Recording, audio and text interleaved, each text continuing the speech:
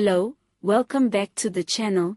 You are watching the Voice of Mzansi, and if you're new here, please do hit that subscribe button so you don't miss any updates. Please watch till the end so you can check the sources yourself and try to verify the news. Now, today's story has left many investors reeling and asking how on earth this happened. Two Zimbabwean businessmen are at the center of the dramatic collapse of AfriStrat Investment Holdings, the South African investment firm that raised over 2.3 billion rand from investors before collapsing and entering liquidation. The two key figures involved are George Monye, who served as the company's CEO and board chair, and Godwin Nyanjedza, who held the position of company secretary. Both are Zimbabwean nationals who were leading the company when it fell apart under a cloud of controversy. Reports state that AfriStrat filed for voluntary liquidation following what the leadership describes as irreparable harm caused by fraudulent transactions and mismanagement. Monye publicly admitted the investment strategy contained grave errors in judgment, though he called it a bona fide mistake rather than deliberate wrongdoing. The losses have been catastrophic, with the firm reportedly losing nearly 1.9 billion rand, primarily tied to bad investments in microfinance ventures that went bust.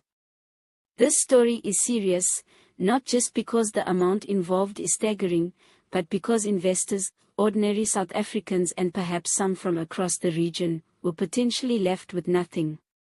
AfriStrat reportedly sank over $100 million into a microfinance company called MyBucks SA, only to have that firm collapse in Luxembourg. Auditors resigned, the company stopped publishing financial results after 2022, and regulators suspended it from the JSE, which is a red flag in corporate governance. Now, investors are demanding answers, and the liquidator is collecting forensic reports that could lead to criminal charges. The implications reach beyond shareholders. This collapse raises concerns about oversight, cross-border financial risks, and the public's trust in investment firms operating between Zimbabwe and South Africa. Let's pause to humanize this a bit.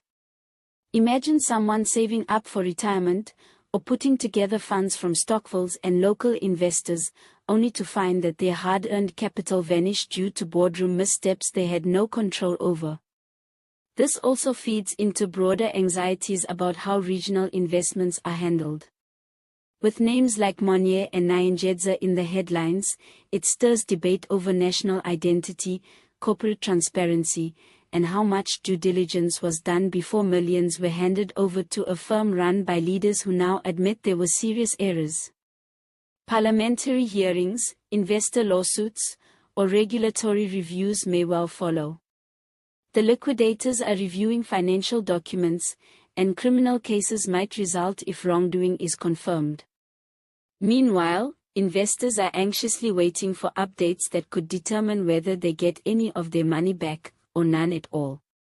If you happen to hear more about this, perhaps from AfriStrat's creditors, independent financial analysts, or statements from legal representation, drop it in the comments so we can follow it together.